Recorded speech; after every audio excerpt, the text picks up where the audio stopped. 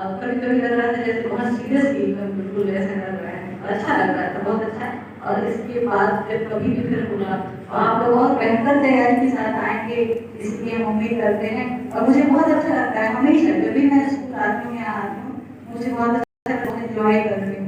तो अब सब लोग चूंकि बोल चुके हैं, और हमेशा ये मैंने देखा है ना वेबिनार्स वगैरह में भी, ये कॉन्फ्रेंसेस में प्रोफेसर बलराम सिंह जो है ना, वो सारे वक्ता बोल चुके होते हैं, तो वो जनरली आग्रह करते हैं कि मैं इस चैनल में बोलूँगा।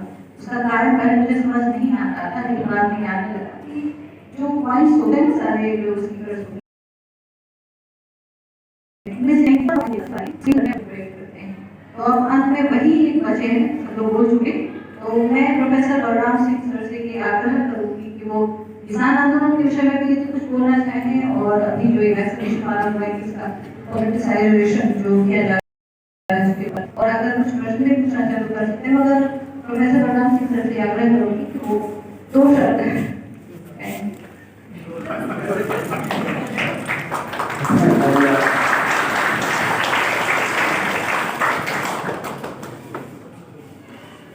सारे लोग खड़े हुए मैंने सोचने आप लोग ने बच्चों को थोड़ा सा कभी कभी होता है ना, लिप रीडिंग होती है, तो आवाज अगर ठीक नहीं है तो लोग देखते हैं कि हालांकि मास्क में आकर लिप रीडिंग बेकार किया जाता है। मैं एक पहले कहानी बताता हूँ जो कि मैं कई बार बता चुका हूँ, यहाँ नहीं बताया। ये लास्ट स्पीकर वाली एक व्यक्ति थे, बड़े आलसी थे, और वो जल्दी से बोलना नहीं, तो करते थे कि आप आइए जरूर बोलिए। उन्होंने कहा मुझे लास्ट में ये तो मैं ठीक है लास्ट में बोले,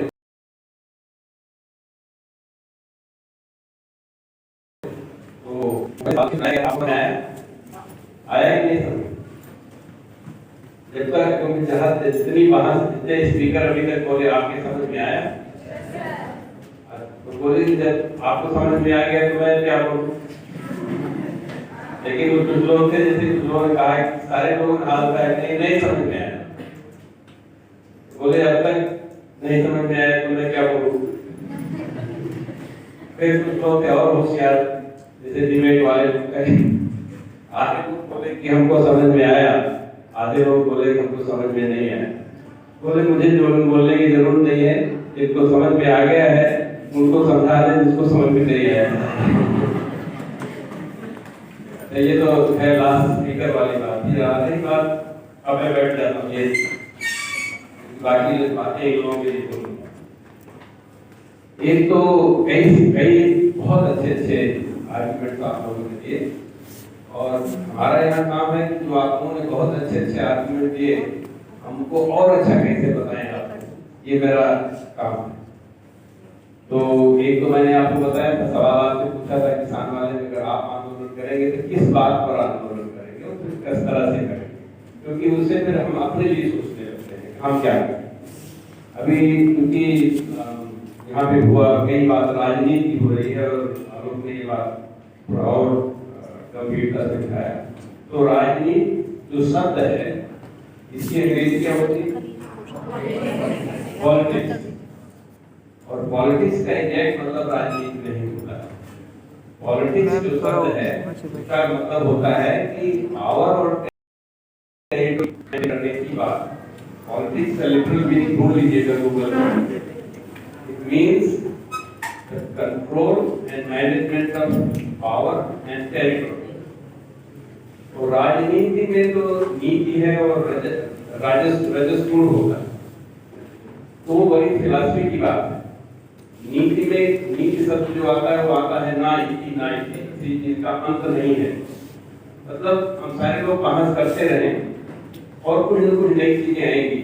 अगर शांतिपूर्वक बहस करेंगे, एक दूसरे से सीखेंगे और फिर भी और नई चीजें बनेंगी। ऐसा मतलब नहीं कि अगर आप एग्री करके 100% का मतलब नीति नहीं है, 100% एग्री नहीं कर सकते। और विज्ञान की भी यही परिभाषा है, जो भी हम कुछ खोज लेते हैं, जो भी कुछ समझ लेते हैं, तो आगे कुछ और करना रहता है, कुछ और समझना रहता है।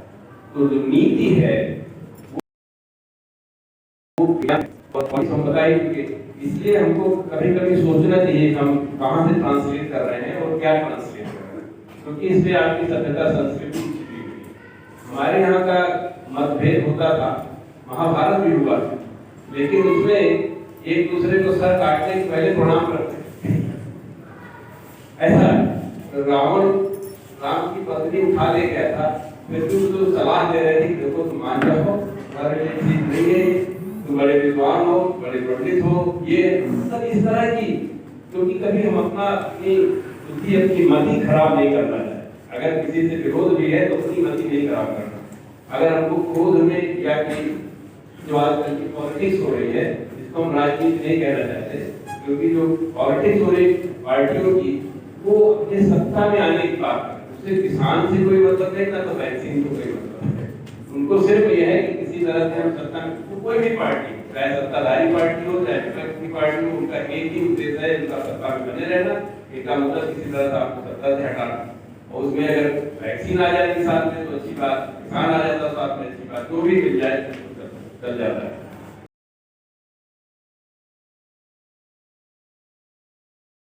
तो लेकिन वैक्सीन से हमको और अच्छे से समझ में आया, क्योंकि वैक्सीन का एक वैज्ञानिक चीज है। वैक्सीन, किसी ने कहा कि वैक्सीन, आई थिंक क्या नाम, आर्यन बहुत ही जोश और दोनों में खूब अच्छी सी बातें, बड़ी जल्दी जल्दी बातें कर लेते हैं, तुरंत प्रेजेंस ऑफ माइंड अच्छा है, और माइक की तो जरूरत नहीं पड़ती मुझे लगता है, माइक ज्यादा तेज भी बोल सकते हैं। तो ईश्वर ने उनको ये सारे गुण दिए, उन्हें बहुत अच्छी चीजें हैं।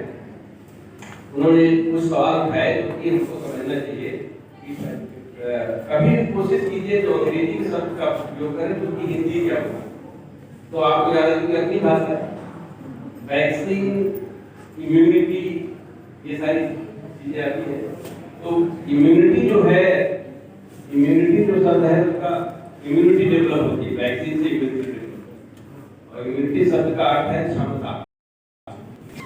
अब इसकी बात सही है, कोई जरूरी नहीं कि आप वैक्सीन लगाइए तभी क्षमता आपके अंदर होगी, क्योंकि बहुत सारे लोगों को नहीं हो रहा कि इनको, आपको हो गया तो आपको दवा करना पड़ेगा, तो इनको कोरोना हुआ लेकिन इनको कुछ हुआ नहीं, क्यों? ताकि वैक्सीन होती तभी कुछ नहीं होगा। लेकिन इनके अंदर वैक्सीन जो इम्यूनिटी थी बननी थी, वो पहले से डेवलप है, वो बहुत सारे लोगों को डेवलप है। इंडिया ये जानना, जैसे आप लोग वैक्सीन पे बात कर रहे थे तो थोड़ा सा अपने बारे में जान लेते।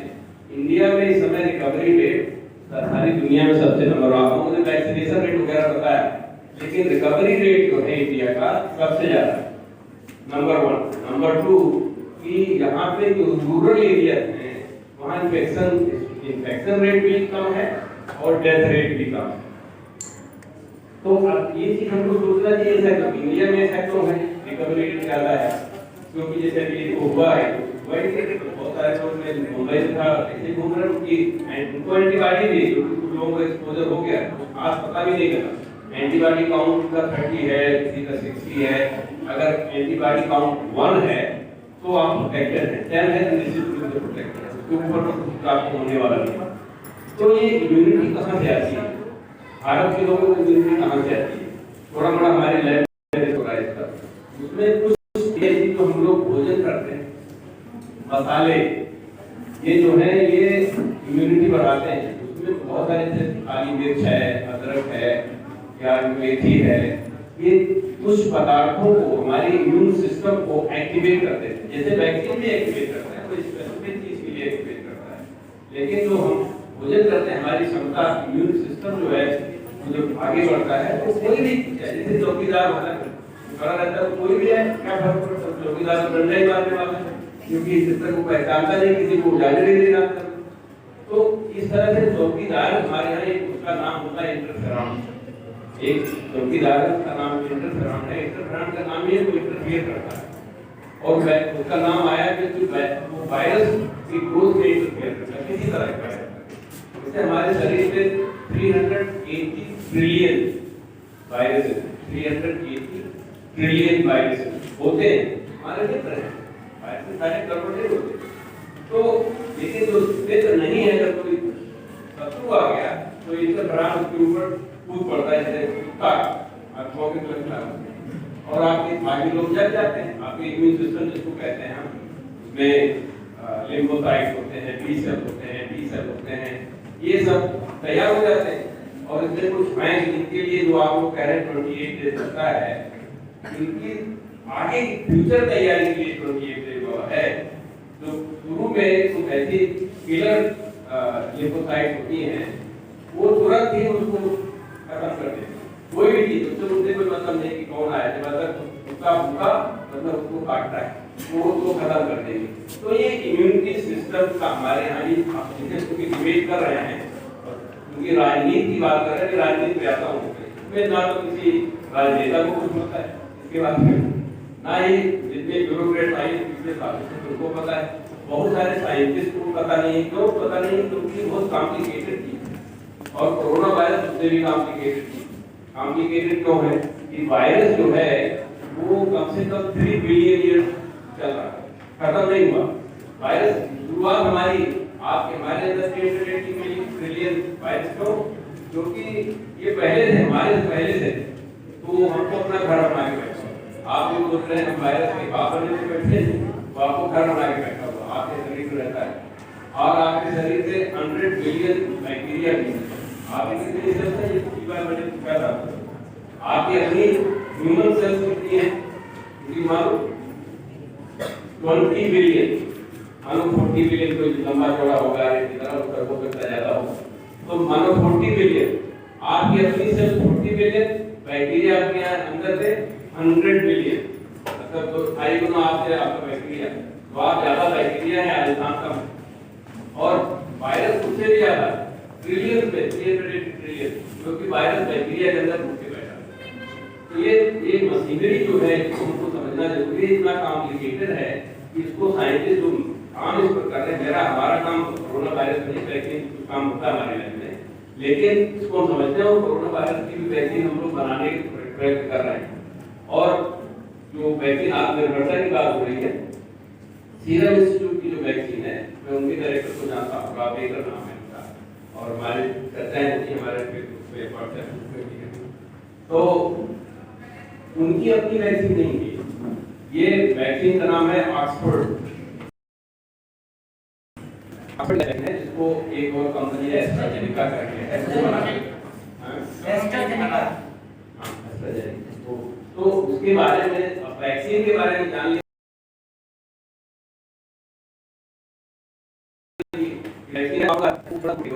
ये बात अगर प्राइम मिनिस्टर से उठाएंगे तो उनको भी मुश्किल होगा जवाब देना।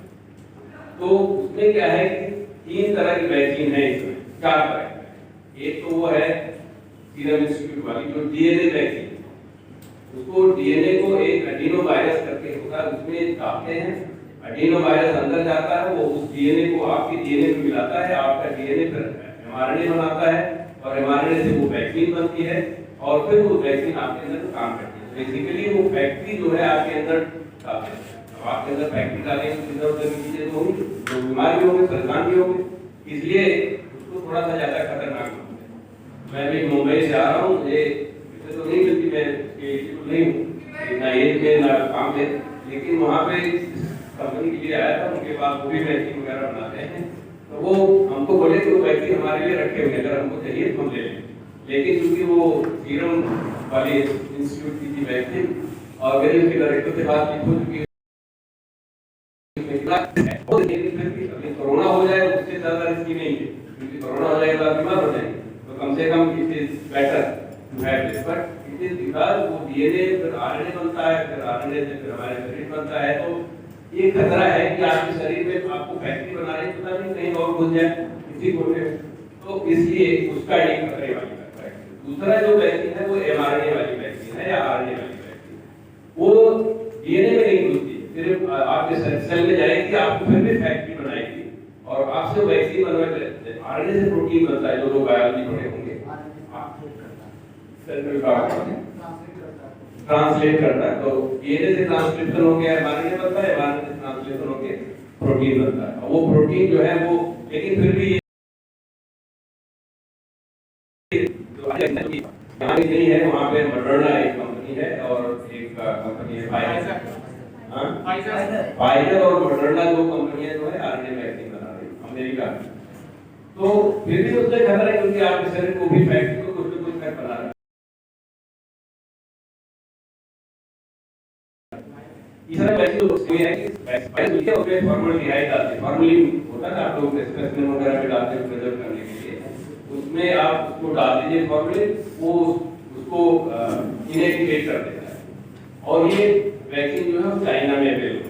फिर चाइनीज लोग इस वैक्सीन को बनाए क्योंकि बड़ी standard classical way of making vaccine. लेकिन उसकी एफिकेसी जो है, एफिकेसी बोलते हैं मेडिकल टर्म्स में, जिसको कितना इफेक्टिव है, उसकी एफिकेसी जो है 60-70% है। बाकी की जो अभी वो वैक्सीन की जो बात हो रही है, उस वैक्सीन का भी एफिकेसी मालूम नहीं क्योंकि आप लोगों ने कहा ना उसका फेज 3 हुआ नहीं, फेज 2 हुआ है। तो फेज 2 इसके पहले मैं बताऊं फेज 2 में क्या है, ये जितनी वैक्सीन हुई है 20 साल पुरानी, लेकिन आज तक इनकी किसी को अप्रूवल नहीं मिला। कोरोना जितनी आरएनए डीएनए वैक्सीन अभी हमने आपको बताई, किसी वैक्सीन का कोई और किसी वैक्सीन के लिए कभी इसके पहले कोरोना के पहले अप्रूवल नहीं मिला। इनकी सारी इमरजेंसी अप्रूवल, ये सारे लोग वो नॉर्मल अप्रूवल प्रोसेस में नहीं गए क्योंकि इमरजेंसी सिचुएशन। तो इसलिए खतरा सब है, जैसे मैंने बताया खतरा मुझे मिल रही थी ये क्योंकि मुझे इतना विज्ञान मालूम है कि उसमें क्या प्रॉब्लम हो सकती है। तो अगर होता ही नहीं, हमको एक्सपोजर होने का बहुत चांसेस है, फायदे भी लेता है, लेकिन इतने चांसेस नहीं है तो हमने नहीं लिया। तो इसी तरह से सारी वैक्सीन का रिस्क अभी भी बना हुआ है। अब आते हैं कोवैक्सीन की टेक्नोलॉजी जानना बहुत जरूरी है। कोवैक्सीन बड़ी स्मार्ट, किसने बनाया, कैसे बनाया, कौन सोचा, ये इसके लिए भारत के वैज्ञानिकों को बधाई देनी चाहिए। आप लोग ताली बजाएं।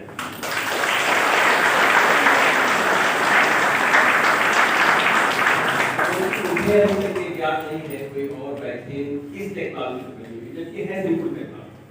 इनकी थिंग्स जो हमने कहा फॉर्मल्डिहाइड यूज करते हैं या फॉर्मलिन जिसको कहते हैं, इसमें जो प्रोपियोलैक्टोन एक केमिकल होता है उसको यूज किया है। उसको अगर केमिस्ट्री वाले जानते हो तो एक ग्रुप कीटोन होता है, एक एल्डिहाइड होता है, दोनों रिएक्टिव होते हैं, लगभग बराबर रिएक्टिव होते हैं अगर आप उसको जानते हैं।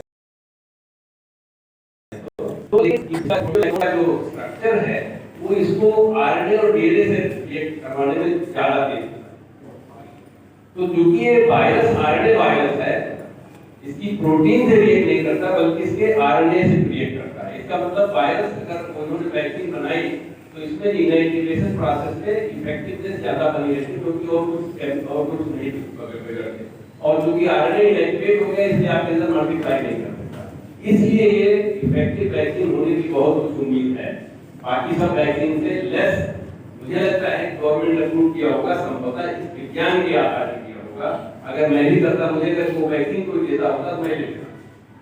अगर वहां पे बोले कि हम सोचे को वैक्सीन की हमारे पास साथ है तो मैं लेता, इसलिए कि मुझे चांसेस ऑफ यानी साइड इफेक्ट समझ में, और बाकी सब वेजिटेरियन जाएगा, हमारे उनको फैक्ट्री बनाएगा, हम फैक्ट्री नहीं बनना चाहते, हम तो फैक्ट्री लेना चाहते। तो इस तरह से रिस्क असेसमेंट होना चाहिए। और अगर चर्चा राजनीतिक होनी है तो ये वैज्ञानिक रूप में, तो मैंने आपसे कहा कि नीड है वो विज्ञान है और वैक्सीन जो बात हो रही है उसको वैज्ञानिक रूप से करनी। तो अगर सबका मतलब जैसे हमने पहले कहा कि हम रावण को मारने के पहले राम उसको समझाते हैं और महापंडित बोलते हैं इतने बड़े पंडित, उनको समझना चाहिए। इसी तरह अगर हम नीति भारत की परंपरा के अनुसार करें राजनीति तो सबका विकास होगा। अभी आपको गला काटना तो कम से कम प्रणाम करके करो, ये तो गुस्से में मत करो। तो इस तरह की अगर बातें हम लोग कभी आप लोग चर्चा करते हैं, इसलिए नाम यहाँ पे रखा गया है। आप लोगों ने पढ़ा भी है विलियम शेक्सपियर का जूलियस सीजर का खंड पढ़ा होगा और जयकांड आपने पढ़ा होगा और ये कौन सा कालिदास आपने पढ़ा होगा। अब आप देखेंगे थोड़ा सा कॉन्ट्रास्ट में, हालांकि शेक्सपियर बहुत फेमस है, इतना ज्यादा शेक्सपियर सारी दुनिया में, और तुलसीदास भारत में फेमस है, सारी दुनिया में लोग नहीं जानते। अभी कुछ लोग तो भारत में भी नहीं जानते क्योंकि वो तुलसीदास वाला रामायण की भाषा में लिखा, संस्कृत में लिखा है,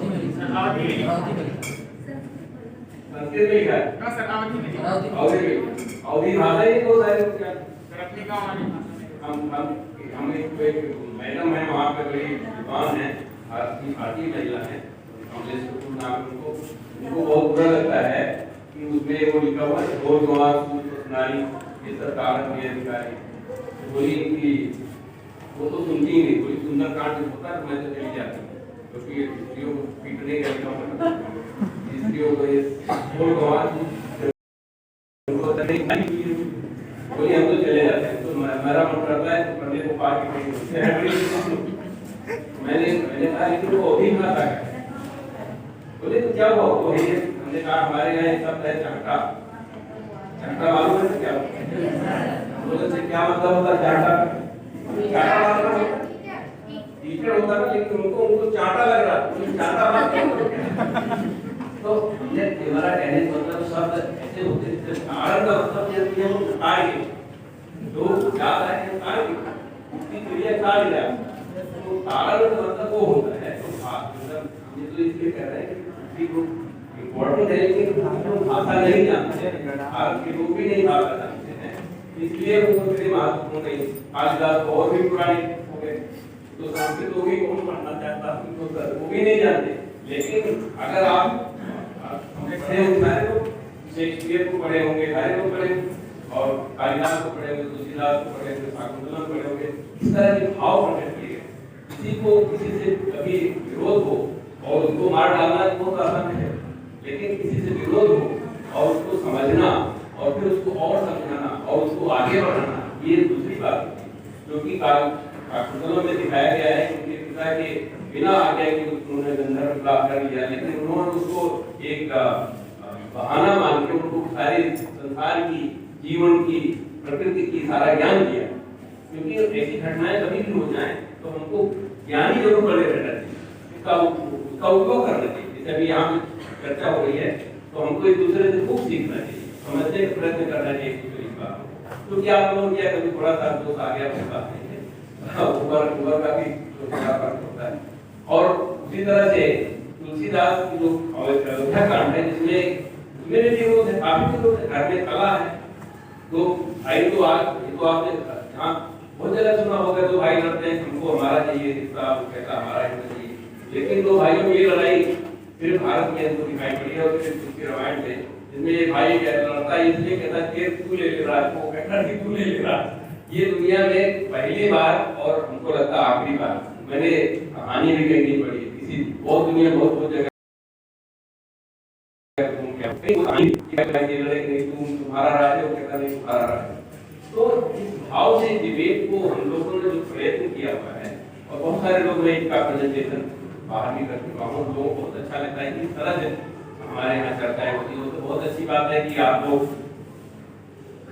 4 मिनट ऊपर चला गया ये 2 बजे खत्म होगा तो ये बहुत बड़ी बात है कि इसके साथ मन की बात हो गई है और मिसेस अफजल भी हम लोग शुक्रगुजार हैं अनुजा इसमें बहुत प्रयत्न कर रही है इसको मन की बात से जोड़ के और इसको प्रधानमंत्री के यहाँ तक पहुँचाया जाए इसलिए नहीं हम लोग कुछ कर रहे हैं इसलिए हम लोग कुछ ऐसी चीज कर रहे हैं जो और लोग कुछ जाती है हमको ऐसा नहीं जरूरत नहीं पूर्वों वाले कुछ कर रहे हैं कि सब लोग जाने नहीं पूर्वों वाले कुछ ऐसी चीज कर रहे हैं जो कि सब लोग जानने से उनका फायदा होगा तो उस तरह से हम इन लोगों को बहुत ही शुक्रगुजार हैं कि ये दोनों लोग मिलके इसको मन की बात को आगे बढ़ाना चाहते हैं हम चाहते हैं कि इस चीज को ये हमारे यहाँ की प्रक्रिया बन जाए डिबेट तो एक बार होता है हम तो चाहते हैं कि हर महीने चर्चा हो आप लोग इसके आदि हो जाए समझने सीखने के आदि हो जाए और फिर देखेंगे चीजों को लोग आपके यहाँ के सिर्फ ये नहीं पूर्वों को जाने बल्कि जाने पूर्वों को ऐसी बातें को जानना चाहिए इस तरह की बातें अगर करेंगे उससे सभी का लाभ होगा हम धन्यवाद करते हैं आप वेदिका क्योंकि यहाँ पे आके आप लोगों से चर्चाएं करते रहते हैं राजेश हमारे भाई है तो धन्यवाद नहीं देते हैं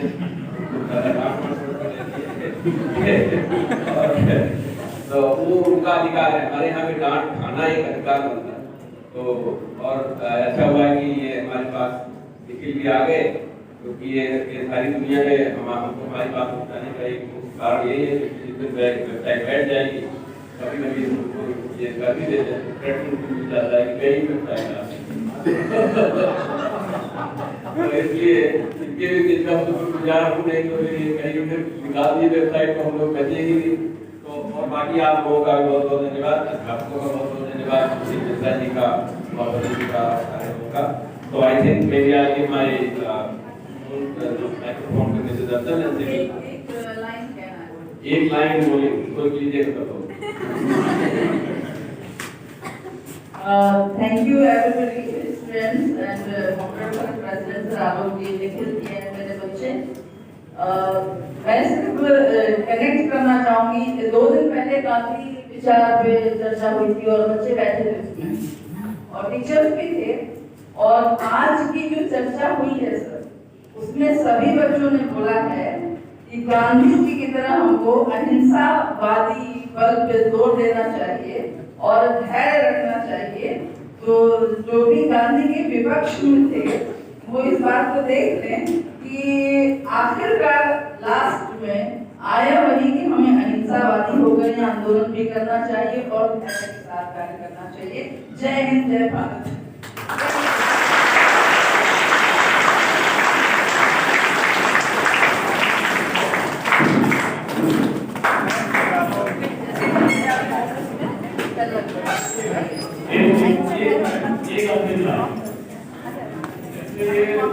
मैं छोड़ के जा रहा हूँ कि इसमें गलत करना काफी